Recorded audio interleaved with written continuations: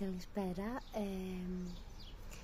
με λένε Χαρά και είμαι 29 χρονών. Από όταν θυμάμαι τον εαυτό μου πάντα χόρευα. Έχω χορέψει κλασικό, σύγχρονο, έχω σπουδάσει, έχω πάει στο εξωτερικό, έχω συνεργαστεί με διάφορες ομάδες.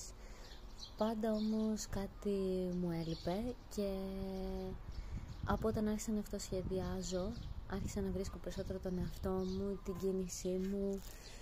Μετά ήρθε και μια επαφή με τη φύση καθώς κάνω ορεινό τρέξιμο και κατάλαβα ότι αυτό που με ενδιαφέρει πιο πολύ απ' όλα είναι το να βρίσκομαι και να δημιουργώ στη φύση με οποιοδήποτε τρόπο.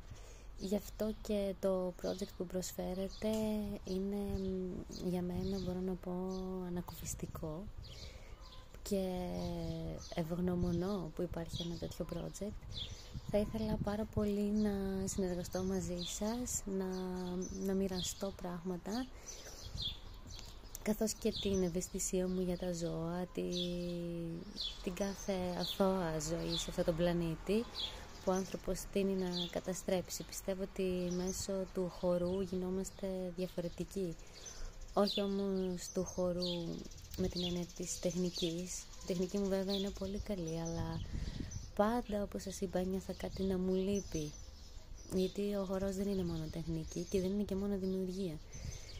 Η κίνηση είναι η πρωταρχική ανάγκη του ανθρώπου με οποιαδήποτε μορφή.